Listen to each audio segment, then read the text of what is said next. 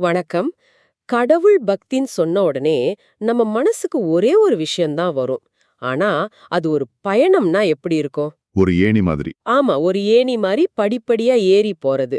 இன்னைக்கு நாம கீதையின் 9வது அத்தியாயத்திலிருந்து 2 முக்கிய ஸ்லோகங்களோட அடிப்படையில அந்த பயணத்தை பத்தி தான் கொஞ்சம் ஆழமா பார்க்க போறோம். ம். நீங்களே யோசிச்சு பாருங்களேன். ஒரு 10 வருஷத்துக்கு முன்னாடி நீங்க கடவுள்கிட்ட வச்ச கோரிக்கைகளும் இப்ப நீங்க கேக்குறதுக்கும் வித்தியாசம் இருக்கா இல்லையா? கண்டிப்பா இருக்கும். ஏன்னா இது ஒரு உறவோட வளர்ச்சி. சொல்லப்போனா கடவுள் கூட ஒரு வியாபார ஒப்பந்தம் மாதிரி ஆரம்பிக்கிற இந்த உறவு எப்படி ஒரு முழுமையான சரணாகதியா மாறுதுன்னு புரிஞ்சுக்கிறது தான் இன்னைக்கு நம்ம நோக்கம். சரி. அப்போ இந்த பயணத்தை முதல் படியிலிருந்து ஆரம்பிக்கலாமா? பக்தியில ஒரு 3 நிலைகள் இருக்குன்னு சொல்றாங்க. ஆமா. அதுல முதல் நிலை கடவுள் கூட ஒரு வர்த்தகம் பண்ற மாதிரி. அதாவது கடவுளே எனக்கு இதை கொடு, நான் உனக்கு இத பண்றேன் அப்படின்னு. நம்மள சால மந்தி இங்கிருந்தே ஆரம்பிக்கிறோம் கதா. ஆமா. இது ரொம்ப இயல்பான ஒரு தொடக்கம்தான். இதுல பக்திங்கிறது நம்ம வாழ்க்கையோட ஒரு பகுதி, அவ்வளவுதான். அப்போ அடுத்த நிலை. 2வது நிலை அது ஒரு பெரிய பாய்ச்சல். அங்க நான் செய்யற எல்லாத்தையும் உனக்கே தர்றேன் அப்படிங்கிற மனநிலைக்கு ஒருத்தர் வராரு. ஓ. செய்யற ஒவ்வொரு வேலையும் கடவுளுக்கான அர்ப்பணிப்பு. அதோட முடிவு நல்லதா இருந்தாலும் சரி, கெட்டதா இருந்தாலும் சரி, அத கடவுள் கொடுக்கிற பிரசாதமா ஏத்துக்கிறாங்க. அப்போ செயல்களை அர்ப்பணிச்சு அதுக்கப்புறம் தன்னையே அர்ப்பணிக்கிறது. அதுதான் 3வது நிலை, அப்படிதானே? கரெக்ட். நான் என்னையே உனக்கு தர்றேன் அப்படிங்கிறது. அந்த இடத்துல நான் என்னுடையதுங்கிற அந்த எண்ணமே இல்லாம போயிடும். இந்த நிலையை அடையும் போது என்ன நடக்குதுங்கிறது தான் ரொம்ப சுவாரஸ்யமான விஷயம். 2 முக்கியமான பலன்கள் கிடைக்குது. என்ன அது?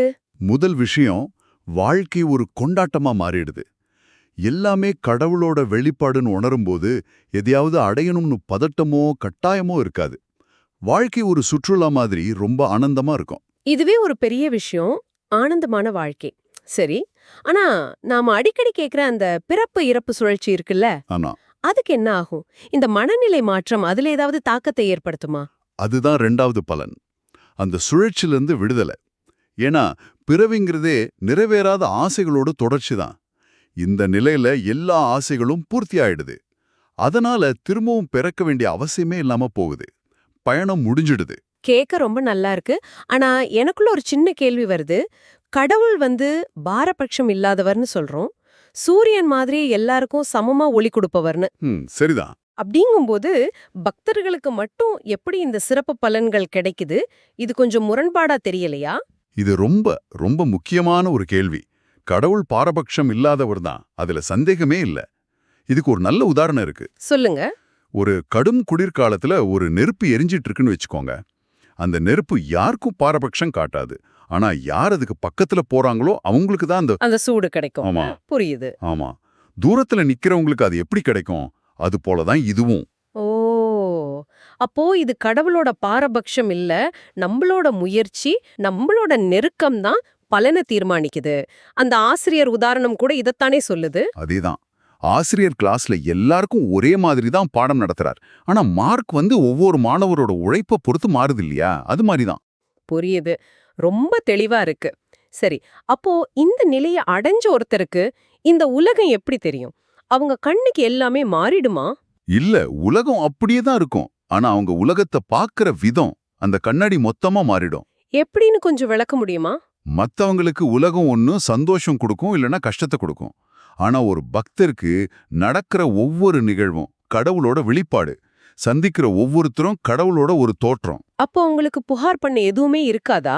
எதுவுமே இருக்காது. ஸ்லோகம் 9.28 சொல்ற மாதிரி அவங்க நன்மை தீமைகளோட விளைவுகள்ல இருந்து விடுபட்டுறாங்க.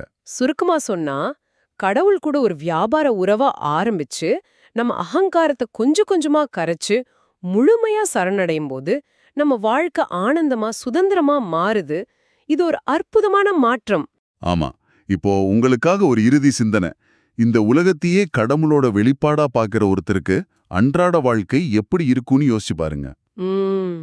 காலையில குடிக்கிற ஒரு கப் காஃபி, ஒரு பஸ் பயணம், பக்கத்துல இருக்கிறவங்க கூட பேசுற ஒரு சாதாரண உரையாடல், இந்த மாதிரி ரொம்ப சாதாரணமான தருணங்கள்ல கூட கடவுளை பார்க்கிற ஒருத்தரோட அனுபவம் எப்படி இருக்கும்? இத பத்தி நீங்க யோசிச்சு பாருங்க.